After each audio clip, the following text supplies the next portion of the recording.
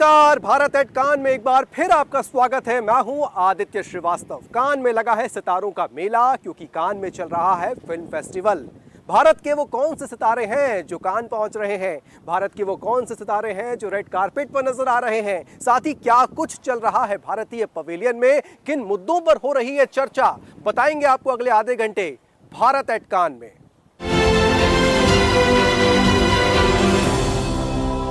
दुनिया भर में होने वाले फिल्म महोत्सव और फिल्म बाजार केवल फिल्मों के प्रदर्शन का ही एक माध्यम ना बने, बल्कि दुनिया भर की फिल्म इंडस्ट्रीज के टैलेंट को आपस में साझा करने का एक बेहतर प्लेटफॉर्म भी वो बने। साथ ही तकनीक और कंटेंट भी आपस में साझा हो। ऐसे फिल्म महोत्सव और फिल्म बाजारों में इसको लेकर एक मंथन भारतीय पवेलियन में हुआ।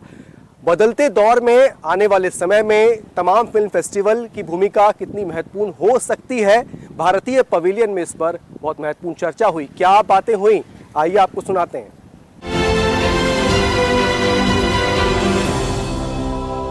We found that the outreach of social media was about 80%. So, out of all the outreach, 80% was social media.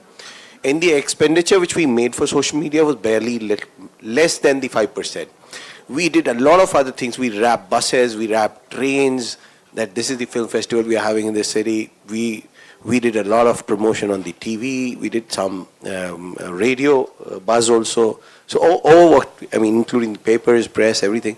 But I feel that I kind of resonate with you that social media has got a very positive reach now. So I think festivals can think of, doing more of social media and less of other things. We are a platform of exchanges between those festivals receiving the accreditation. And I think, interestingly, during the pandemic, all the structure, we set up a long time ago to organize these exchanges between festivals proved to be interesting because it was certainly a reaction to the pandemic, to be able to share the expertise, to be able to share the tools that all of you have been putting in place during the pandemic when you could actually operate or when you had to go online and so on and so on. So what we feel at the moment is clearly a need to continue that conversation in a more proactive and positive way. We have an issue with reviews because as a trade, they have less and less reviews which are published. So, and this makes it very difficult, especially for big festivals with many films. So at the Berlinale we have 250 films in the festival. And as you can imagine, not every film gets a review. Yeah. So that's a big issue, how we can create visibility also for the films which are not in the competition program. We welcome every year more than 100 countries, of course, including Philippines. And we are also developing a lot of collaborations with India. We've been last January in India, and we are planning some workshops. We do workshops all along the year in different countries. I do feel like so much is around building publicity and marketing and all of that other piece around it. I certainly don't have all of the answers, but I think that's where we are really looking at and not relying so much on external outlets, but how we as an institution can actually start to build a greater profile and publicity ourselves for those filmmakers. Cannes film festival के दौरान भारत के कुछ कलाकार हैं जो debut कर रहे हैं। मृणाल ठाकुर, भारत की एक्ट्रेस, मॉडल, कान पहुंची, रेड कारपेट पर डेब्यू किया और रेड कारपेट पर चलने के बाद हमने उनसे खास बातचीत की। क्या कुछ कहा मृणाल ठाकुर ने डीडी न्यूज से खास बातचीत में, आइए आपको सुनाते हैं। कान में इस वक्त हम हैं और भारतीय फिल्म इंडस्ट्री के तमाम वो कलाकार जो डेब्यू कर रहे हैं यहाँ पर, वो भी पहुँच रहे हैं। मृणाल ठाकुर हमारे साथ हैं। मृणाल, कान पहुँची हैं, कितना बड़ा पल आपके लिए? बहुत ही बड़ा पल। इनफैक्ट मैं जाया नहीं कर पा रही हूँ कि मैं कितनी खुश हूँ। हर आर्टिस्ट, हर कलाकार का ये ख्वाब होता है to be on the red carpet of Cannes, and I am so happy that I am here. जब आपको पता चला पहली बार कि आपको कान जाना है और रेड कारपेट पर वॉक करना है, क्या एक्साइटमेंट था, वो फर्स्ट रिएक्शन क्या था? आई वाज लाइक सच्ची मुझे, आर यू सीरियस? पर यू नो बहुत सालों से ये मैंने सोच के रखा था. There was somewhere down the line एक वो कहते हैं ना विजुअलाइजेशन या मैनिफेस्ट करना, तो वो था कहीं ना कहीं. आज वो पूरा हो रहा है और बहुत ही it's a great feeling to represent our country at a global platform. और अब की जब जो एरा है जहाँ पर मुझे बहुत गर्व महसूस हो रहा है, क्योंकि ये एक ऐसा टाइम है इंडस्ट्री में कदम रखने का जहाँ पर फिल्में बहुत सारी अपॉर्चुनिटीज़ है आपके साथ, नॉट जस्ट फिल्म्स बट अभी OTT के साथ साथ एक क्लिक पे आपका कंटेंट पूरे विश्व में दिखाया जाता है. वैलिडेशन, अपने कल्चर को बहुत लोग एक्सेप्ट कर रहे हैं, जान रहे हैं, पहचान रहे हैं. और गानों के साथ साथ, फिल्मों के साथ साथ डॉक्यूमेंट्रीज को भी अभी ग्लोबल लेवल पे इतना रिकग्निशन मिल रहा है, एकेडमी हो. तो you know I am just so happy to be entering the industry at this time. Mrinal, आप बता रहे हैं आप बड़ी खुश हैं कि इस समय आपने एंटर किया है, और ये वो वक्त है जब इंडस्ट्री कंटेंट क्रिएटर के तौर पे दुनिया भर में जानी जा रही है. और भारत के कलाकारों को, आप जैसे एक्टर एक्ट्रेसेस को मौका मिले इंटरनेशनल लेवल पर, उसको लेकर इंडियन गवर्नमेंट भी काम कर रही है. इंडिया पवेलियन में कई सेशंस भी हो रहे हैं. कैसे मानते हैं आप इसको अपॉर्चुनिटीज के लिहाज से अगर देखें globally? You know, I must thank the entire team, क्योंकि the government, उनके वजह से आज हमें ये मौका मिल रहा है. ग्रे गूस की वजह से मैं आज यहाँ पर हूँ इंडिया को रिप्रेजेंट करते हुए. और when you have that one push, जब then you start feeling कि yes I'm confident, और वो हर एक push जरूरी होता है. So I'm glad that the government is Indian government is taking so much interest, and India में तरह की जो फिल्में, तरह के जो subjects है, उनको world recognition मिल रहा है. So yeah. कंटेंट की अगर बात की जाए, चेंज हो रहा है अब इंडियन फिल्म इंडस्ट्री की अगर बात की जाए, तो खासकर OTT प्लेटफॉर्म्स तरह के आने की वजह से आपको लगता है इससे अपॉर्चुनिटीज भी बढ़ी है इंडियन एक्टर एक्ट्रेस की? Of course. और शुरुआत में वो होता था कि ये एक मीडियम के एक्टर है, सिर्फ ये इसी मीडियम के लिए काम करेंगे, लेकिन अब ऐसा नहीं है. अब अगर आप देखें तो कितने सारे ऐसे शोज हैं और फिल्में हैं जहाँ पर कलाकार, चाहे वो नॉर्थ से है या साउथ से है, वो हर जगह से आके they make a film. Or today I'm known as an Indian actress, but not as Bollywood actress या Tollywood actress. इसीलिए it's interesting, और opportunities भी important है, the vision is also important. मैं बहुत खुश हूँ कि मुझे लव सोनिया, जो एक इंडी फिल्म है, इंटरनेशनल लेवल पर कई फेस्टिवल्स में जा चुकी है, उसके साथ साथ मुझे सुपर 30 बाटला हाउस का पार्ट बनने का, हिस्सा बनने का मौका मिला. उसके साथ साथ now I am doing Sita Ramam जैसे फिल्में, और एक और तेलुगु फिल्म कर रही हूँ.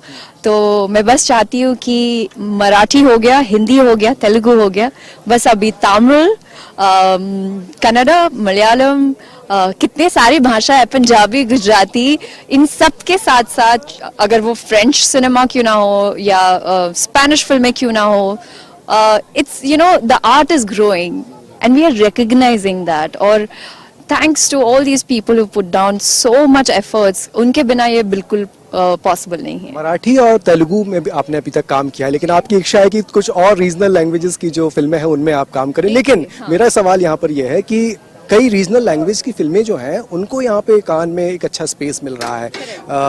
मणिपुर के जो एक्टर हैं वो यहाँ पर मौजूद थे, रेड कारपेट पे हमने देखा.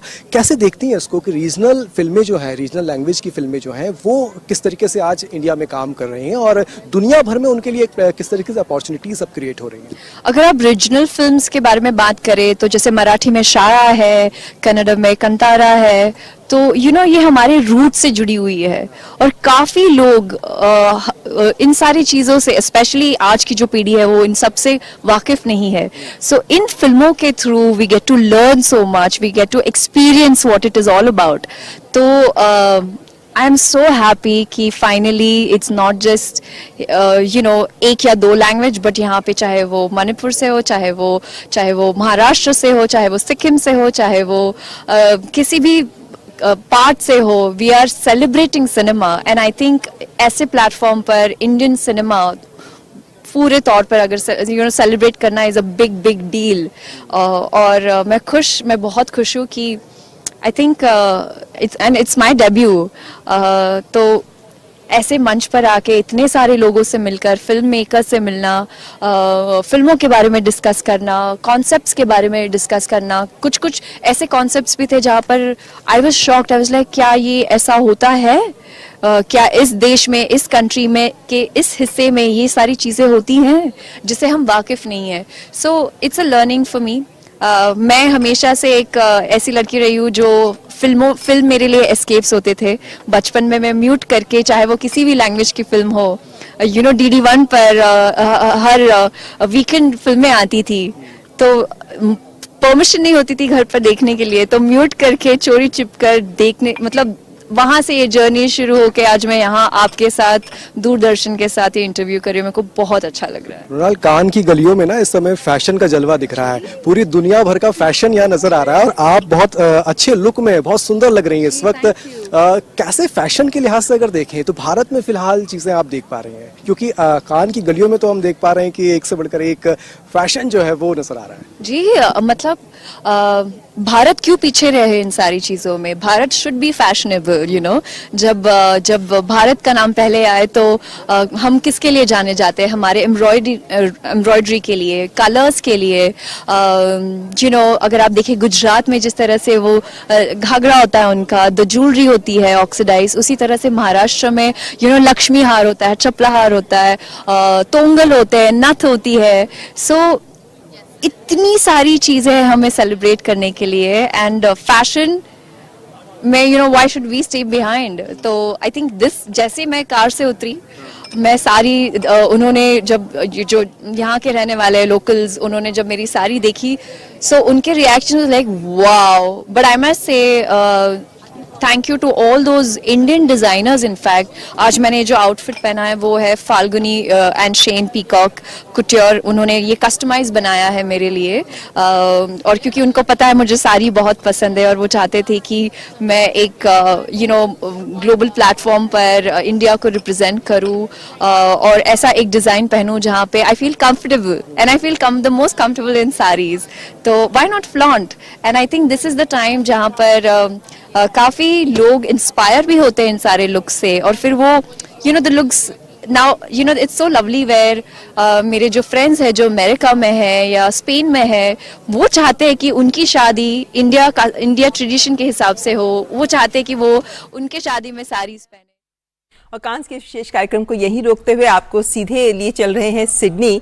और यहाँ पे प्रधानमंत्री नरेंद्र मोदी, हम जानते हैं इस वक्त ऑस्ट्रेलिया के दौरे पर हैं, और ये दृश्य आप देख रहे हैं जब प्रधानमंत्री नरेंद्र मोदी सिडनी हार्बर पहुंचे.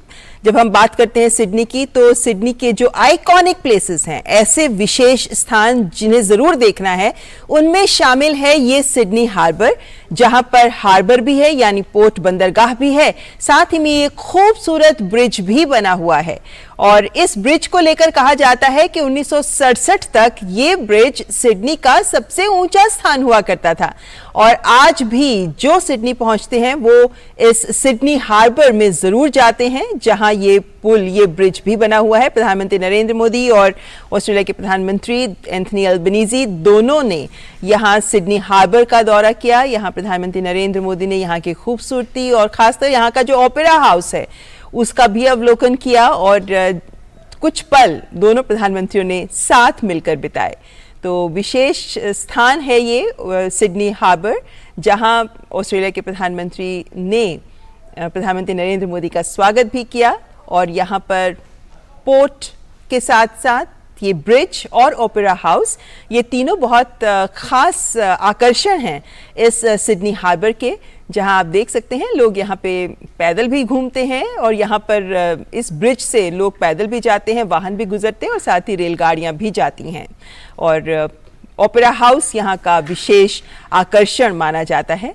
तो यहाँ पर दोनों देशों के राष्ट्राध्यक्षों ने आपस में कुछ विशेष पल बिताए.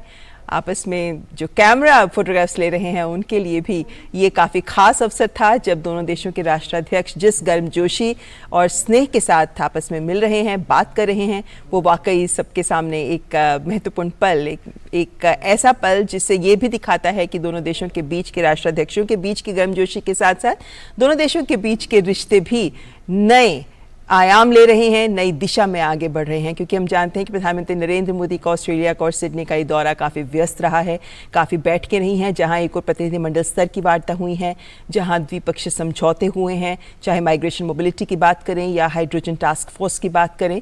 इन महत्वपूर्ण समझौतों के साथ साथ सीका यानी economic cooperation, comprehensive economic cooperation agreement पर भी आगे बढ़ने के लिए दोनों देश काम कर रहे हैं।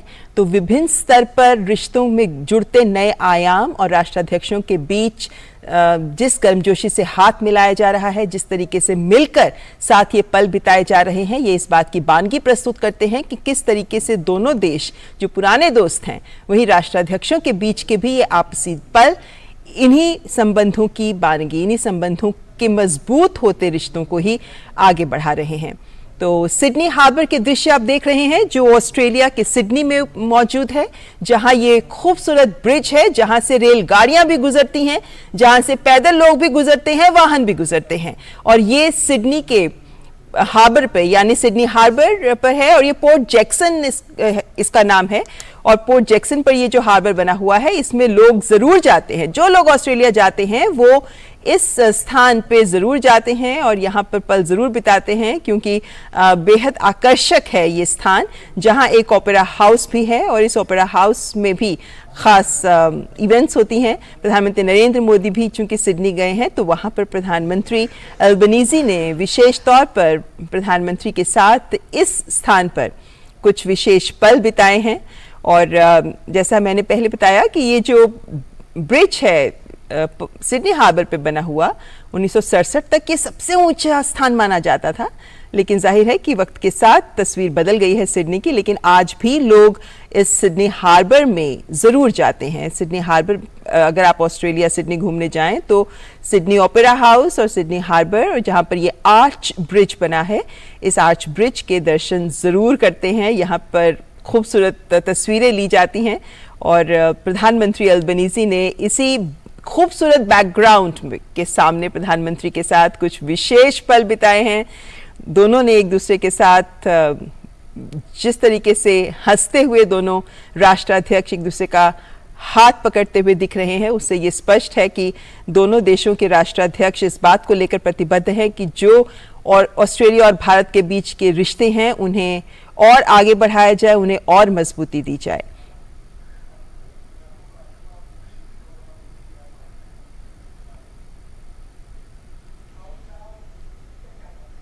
तो आप देख रहे थे सिडनी हार्बर से ये दृश्य। और फिलहाल आइए एक बार फिर वापस चलते हैं कांस कार्यक्रम की ओर। Culture and it's very fascinating. It's lovely. Mrinal, एक चीज और है, एक चर्चा यहाँ पर हो रही है इंडिया पवेलियन में कि इंडिया का जो कल्चर है, इंडिया का जो ट्रेडिशन है, इंडिया के जो रिलेशंस हैं, वो हम इंडियन फिल्मों में लेकर आते हैं। और यही कारण है कि इंडिया फिल्म इंडस्ट्री जो है उसका वो इतिहास बड़ा समृद्ध है।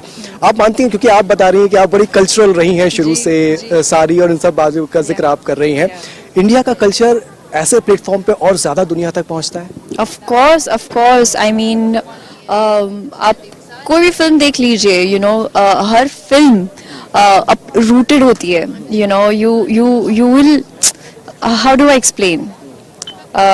Which is your favorite film? DDLJ देख लो, मतलब DDLJ जिसमें गाने इतने खूबसूरत है, एंड आई थिंक इंडिया मशहूर तो है, बहुत टैलेंटेड है, and this is our USP, songs, musical. अगर आप देखें, और RRR also won the award now. तो म्यूजिक, जो सरगम है, जो जस्ट एडिंग दिस टुगेदर, अपनी फैमिली, अगर आप कल्चर के बारे में पूछे तो सबसे ज़्यादा हम साथ साथ है जैसी फिल्में हैं, जो फैमिली बेस्ड है, इमोशंस, ह्यूमन ड्रामा, इस पे हम ज़्यादा फोकस करते हैं, हमारी इंडियन सिनेमा।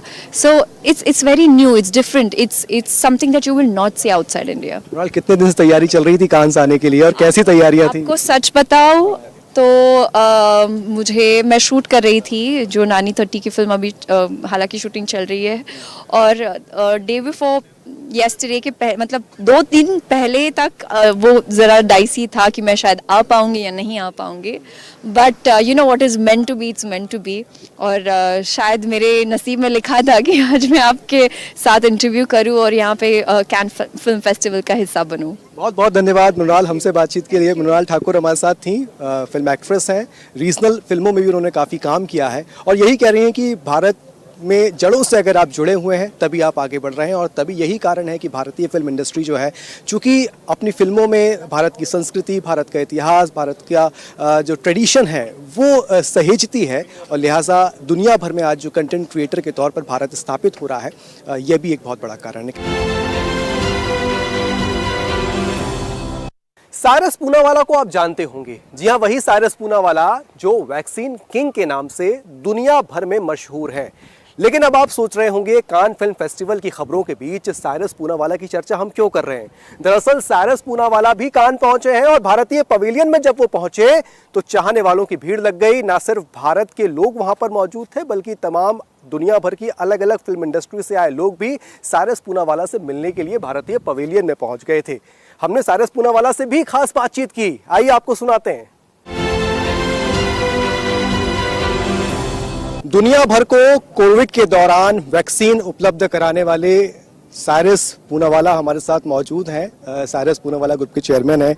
सर, सबसे पहले तो यही कान फिल्म फेस्टिवल में आप पहुंचे हैं और आपकी मौजूदगी, कई सितारे यहाँ पर आ रहे हैं और जिस तरीके से कोविड के दौरान दुनिया भर में जो पैंडेमिक हमने देखा, आप किसी सितारे से कम नहीं थे सर। भारतीय पवेलियन में आपकी उपलब्धता इसको दर्शाती है। सबसे पहले तो यही सर, कान फिल्म फेस्टिवल में आए हैं, फिल्मों को देखते हैं आप?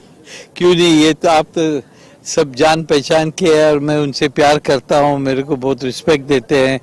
तो मैं बीच पे आया था और जब विक्रम मेरे फ्रेंड है बोले कि चलो 1-2 मिनट वहाँ भी अपने दोस्त लोग को मिल लेंगे। भारत की फिल्मों की खासियत क्या आपको लगती है, क्या अच्छा लगता है आपको? So they're very heart-rendering and realistic, and then only I go to such movies which are really practical and not imaginary. तो इंडियन फिल्म्स बहुत बढ़ते चल रही है और मेरी उम्मीद है कि वो इंटरनेशनल फिल्म फेस्टिवल में कहीं और भी जीते, जैसा लास्ट ईयर आपको ऑनर मिला था ना, तो और इंडिया को ऑनर मिलेगा तो और अपना प्रेस्टीज और अमेरिका और बिलायत यहाँ अपना नाम ज़्यादा होना बहुत ज़रूरी है। सर, दुनिया वैक्सीन को बड़ी उम्मीदों की नज़रों से उस वक्त देख रही थी पैंडेमिक के टाइम पे। क्या आपका फोकस था उस समय जब पूरी दुनिया को वैक्सीन की ज़रूरत थी? ये गुड क्वेश्चन। हमारा फोकस ये था कि सबकी ज़िंदगी बचाए और हमने कहीं 30-40 मिलियन चिल्ड्रन की लाइफ अब तो बचाई है जो मर गए हंसते if we had not given the vaccine of other products जैसा निमोनिया, टेटनस, मीजल्स। अभी इसके अंदर जब पहले खबर आई तो हमने बोला कि नुकसान होवे या फ़ायदा होवे, पहला वैक्सीन बना लो, सक्सेसफुल होगा तो देश का फ़ायदा होगा। तो भगवान की मेहरबानी से सक्सेसफुल है, हमारे साइंटिस्ट भी बहुत होशियार है और हमने वैक्सीन लाइसेंस के आगे ही हमने खुद तो लिया था, मेरे लड़के ने, स्टाफ ने लिया था और हमने एकदम ऐसा लो कॉस्ट के टेक्नोलॉजी ली जिसमें $2-3 के अंदर अब वैक्सीन दे सकते। दूसरे लोग तो ऑल ओवर द वर्ल्ड $20 देने पड़ते थे। तो इसके लिए अब 2 बिलियन डोज इंडिया और दूसरे कंट्रीज को सप्लाई कर सके टाइम में। सर, क्या एक चैलेंज था इतनी बड़ी आबादी तक वैक्सीन पहुंचाना? बहुत बड़ा चैलेंज था कि पहला रिएक्शन ही होना चाहिए, फिर सेफ्टी की मोर important then even success of the product. तो हमको कई ट्रायल्स पे ट्रायल्स करते गए कि देखे कि कोई रिएक्शन नहीं आवे, कोई को कुछ डिजीज नहीं हो जावे गलत से। और वो in vaccine manufacture safety is more important than efficacy. दुनिया ने भारत की ताकत भी देखी वैक्सीन के मामले में। हाँ, अबाउट 80 मिलियन जो चिल्ड्रन है 120 में, तो हमारा वैक्सीन लेते हैं और उससे उनकी हेल्थ और जान बच जाती है और उससे मुझे भगवान की बहुत मेहरबानी है। बहुत बहुत धन्यवाद सर, दूरदर्शन न्यूज से बातचीत के लिए। साइरस पूनावाला हमारे साथ मौजूद थे। दुनिया भर को कोविड के दौरान बड़ी मात्रा में वैक्सीन पहुंचाई और जीवन रक्षा वैक्सीन की अगर बात की जाए तो वो उपलब्ध कराने वाली दुनिया की जो बड़ी कंपनीज हैं उसके मालिक हैं साइरस पूनावाला। कान पहुंचे हैं, कान फिल्म फेस्टिवल में फिल्में देखते हैं, बता रहे हैं, और फिल्मों की कहानियां जो है भारतीय फिल्मों की वो उनको अट्रैक्ट करती हैं। तो भारत एट कान में आज के लिए बस इतना ही। मुझे और मेरे कैमरा सहयोगी कुलदीप को दीजिए इजाजत, लेकिन जाते जाते आपको छोड़ के जा रहे हैं महेश राघवन की परफॉर्मेंस के साथ। दक्षिण भारत के फोक म्यूजिक को आईपैड पर किस तरीके से वो बजा रहे हैं, बहुत खूबसूरत है, सुनते हुए जाइए।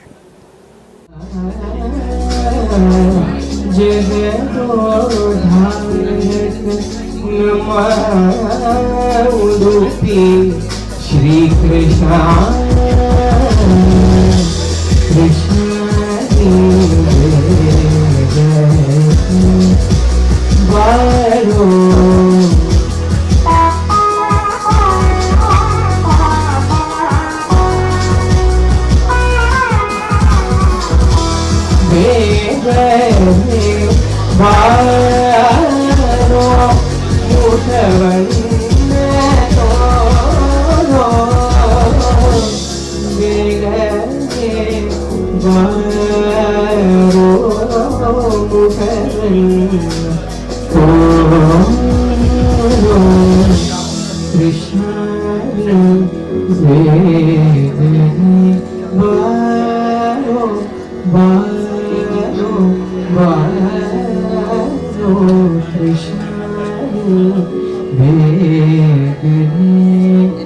Bye.